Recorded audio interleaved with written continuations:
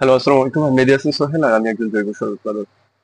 আমরা আহ, আমাদের এই প্লে লিস্টে আমরা কথা বলতেছিলাম ক্যারেট পদ্ধতি নিয়ে।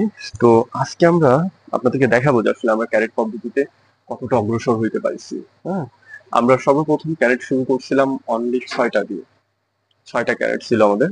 এখন আমাদের মোটামুটি এটা প্রায় 50টার কাছাকাছি। আর আমরা আরো অনেক বেশি ক্যারেট কিনতাম, কিন্তু লাস্ট আপনার হচ্ছে এই যে কিছুদিন আগে আমের সিজন গেছে। আর আমের সিজন হওয়ার কারণে ক্যারেটের প্রচুর সংকট, এবং সঙ্গে দামও অনেক বেশি ছিল। একটা কথা বলে রাখি, এটা রংপুর, এবং রংপুর হচ্ছে হাড়িভাঙ্গা আমের জন্য খুবই বিখ্যাত। আর আমার এই যে আমি এই পদ্ধতিটা, মানে ক্যারেট পদ্ধতিটা আমার যেখানে, সেই লোকেশনটা হচ্ছে মিঠাপুকুর। যদিও আমার আরেকটা পদ্ধতি, সেটা হচ্ছে উঠান পদ্ধতি, সেটা হচ্ছে রংপুর মাহিগঞ্জ, কিন্তু এইটা হচ্ছে আমার মিঠাপুকুরে। আমার দুইটা প্রজেক্ট, হ্যাঁ, দুইটা প্রজেক্ট, একটা হচ্ছে মিঠাপুকুরে, একটা হচ্ছে মাহিগঞ্জে। তো আপনি মিঠাপুকুরে যদি আসেন তাহলে দেখবেন যে এটা হচ্ছে মিঠাপুকুর হচ্ছে হাড়িভাঙ্গা আমের স্বর্গ। এখানে এত পরিমাণে হাড়িভাঙ্গা আম হয় যে আপনি কল্পনা করতে পারবেন না। তো এখানে আপনি যদি ক্যারেট কিনতে চান তাহলে কোনোভাবে কিনতে পারবেন না। আপনার হচ্ছে আমের সিজন গুলো, কারণ প্রচুর পরিমাণে আম ক্যারেটে করে ঢাকা সহ সারা অনেক প্রচুর বিভিন্ন জায়গায় যায় আর কি। হ্যাঁ, তো সে সময় আমরা ক্যারেট কিনতে গেছি, আমাদেরকে বলছে যে 300 টাকা করে লাগবে এক একটা ক্যারেট। এছাড়াও ক্যারেটের কয়েকটা কোয়ালিটি আছে, তার মধ্যে একটা হচ্ছে আপনার এই যে এরকম হালকা নীল। এই নীলেরই হালকা নীল হবে, আর একটা অনেকটা সবুজ কালারের মতো। হুম, তো কোনোভাবেই, হ্যাঁ, 10 টাকা লাগুক, 20 টাকা বেশি লাগুক, 50 টাকা বেশি লাগুক, কিন্তু কোনোভাবেই এই নীল ক্যারেট ছাড়া কোনো ক্যারেট কিনবেন না।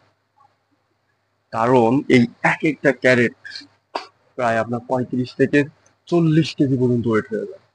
আপনি যদি গোবর যদি ঠিকঠাক ভাবে ভরান, হ্যাঁ, একটু কাঁচা গোবর যদি হয়, আর একটু যদি পানিও দেন সঙ্গে, আর কেঁচো যদি একটু বেশি দেন, তাহলে দেখবেন যে এই এক একটা ক্যারেটের ওজন হয়ে যায় প্রায় 35 থেকে 40 কেজি। তো 35 থেকে 40 কেজি একটা ওয়েট ধরে রাখার জন্য আপনার অনেক শক্তপোক্ত একটা ক্যারেটের দরকার। এছাড়াও এই যে দেখেন নিচের যে ক্যারেট গুলান, একটু দেখাই, নিচের যে ক্যারেট গুলান সেগুলানের উপরে কিন্তু আপনি প্রায় 1.5 থেকে 200 কেজি পর্যন্ত আপনার ওয়েট, একদম সর্বনিচেরটা কিন্তু 200 কেজির মতো ওয়েট ধরে রাখার সক্ষমতা থাকতে হবে। তো সেক্ষেত্রে কোনোভাবেই ভালো ক্যারেট নেবেন, হ্যাঁ, এই টাইপের ক্যারেট গুলা নেবেন। এই টাইপের ক্যারেট নিলে আপনার মোটামুটি একটা নিশ্চয়তা থাকবে যে হ্যাঁ, ভালো, মানে মোটামুটি কিছুদিন কিছুদিন বলতে বেশ ভালো সময় চালাইতে পারবেন। এছাড়াও ক্যারেট এই যেভাবে আমরা ধরে যখন আনা নেওয়া করি, আমরা ক্যারেট লোড আনলোড, নামানো, এটা সেটা, তারপর চেক করা, আবার নামাই পানি দেওয়া, এই সব কিছুর মধ্যে এই যে টানাটানি, এটা সহ্য করার সক্ষমতা কিন্তু এই নীল ক্যারেক্টারই আছে। হ্যাঁ, এটা হচ্ছে মোটামুটি আর কি যেগুলো পাওয়া যায় তার মধ্যে সবচেয়ে ভালো। ঠিক আছে, তো আমরা 6টা ক্যারেট থেকে আজকে আমরা এই জায়গায় আসছি।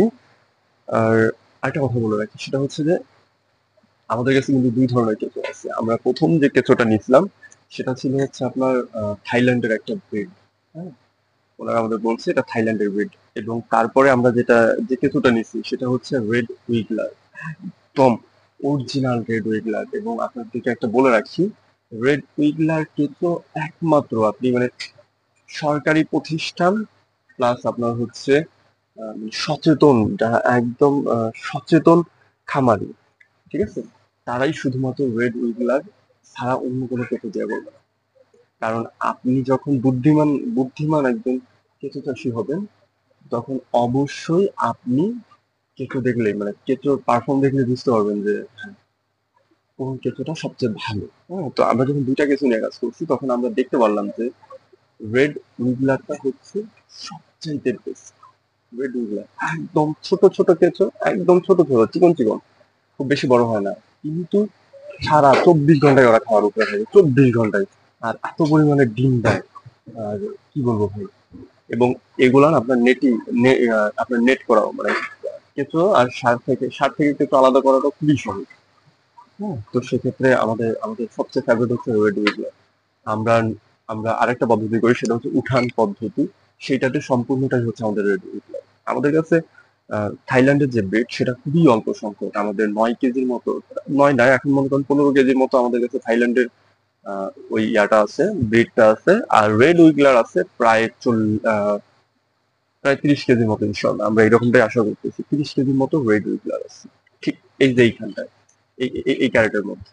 এছাড়াও আমরা আরো কিছু কিছু অর্ডার করছি, সেটা একদম রেড উইগলার, এবং ওটার প্রাইসটাও আমাদের কাছে বেশ ভালো পরিমাণে নিচ্ছে। হ্যাঁ, আমরা 40 কেজি রেড উইগলারের অর্ডার করছি, যেটা ইনশাল্লাহ দু একদিনের মধ্যেই আমরা পেয়ে যাবো। তো গাইস, এটাই হচ্ছে মূল কথা। এটা হচ্ছে আমাদের ইয়েটা। একটু সারগুলান একটু দেখান যে আসলে ক্যারেটের সারগুলান কেমন হয়। এই যে দেখেন ক্যারেটের এরকম, অনেকটাই এইরকম। এই যে দেখেন, এটা হচ্ছে আমাদের সেই থাইল্যান্ডের ব্রিডটা। দেখেন কত বিশাল বিশাল কেসো, এক একটা কেসও বিশাল বিশাল সাইজের। দেখেন, আর এইটাতে সম্ভবত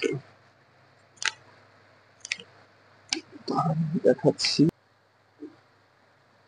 আর এটা হচ্ছে আমাদের রেড উইগলারের, দেখাচ্ছি উইগলার কেসটা আসলে কি রকম হয়। এই যে দেখেন,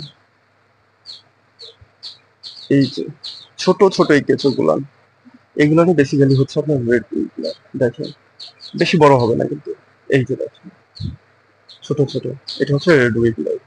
এবং প্রচুর পরিমাণে খায় এরা, সারাদিন খালি খাওয়ার উপরেই থাকে। এবং এদের স্বাদটা খুবই মোলায়েম, একদম ছোট ছোট। আপনার হচ্ছে, আপনি যদি যশোরে বাসা হয় তাহলে আপনি দেখবেন যে ডাস্ট ডাস্ট টি আছে, মানে একদম ওই যে যশোরের ওইদিকের মানুষরা খায় ডাস্ট টি, সে ডাস্ট টি এর মতো হবে এই স্বাদটা। আর এইটা হচ্ছে আমাদের সেই বিশাল বিশাল থাইল্যান্ডের বড় বড় কেঁচো। দেখাচ্ছি, এই যে দেখেন বিশাল বিশাল সাইজের সব কেঁচো হবে, বিশাল বিশাল সাইজের। সে দিনের বেলা ওরা সবাই নিচে থাকে, তো দিনের বেলা খুব একটা উপরে আসতে চায় না। এরা আলোর সংস্পর্শ দেখলেই নিচে চলে যায়। এছাড়াও আমাদের এখানে ফ্যান এবং লাইটের ব্যবস্থা আছে। হ্যাঁ হ্যাঁ, আমরা যখন আপনি যখন ক্যারেট পদ্ধতিতে করবেন তখন অবশ্যই মনে রাখবেন যে ফ্যানের ব্যবস্থাটা কিন্তু খুবই জরুরি।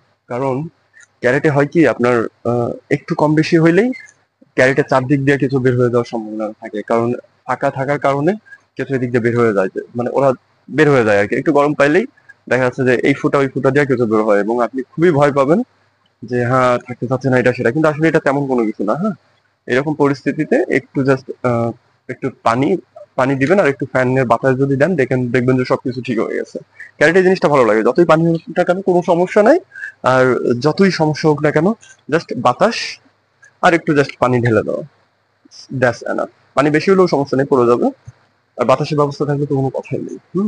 আমাদের এই যে ক্যারেট গুলো হয়ে গেছে, এগুলো আমরা যেদিন নামাবো সেদিন আমরা এটা কিভাবে লোড করবো, ক্যারেট আসলে কিভাবে লোড করতে হয়, এই বিষয়টা নিয়ে আমরা কথা বলবো, ঠিক আছে? তো ভালো থাকবেন, সুস্থ থাকবেন। আর হচ্ছে আমাদের ক্যারেট পদ্ধতি অবশ্যই দোয়া রাখবেন। আর পাশে থাকতে মন চাইলে অবশ্যই পাশে থাকবেন। আর যদি ভার্মি কম্পোস্ট করতে চান, ইনশাল্লাহ আশা করি আমার কোনো না কোনো জ্ঞান আপনার অল্প অল্প একটু হলেও সাহায্য করবে।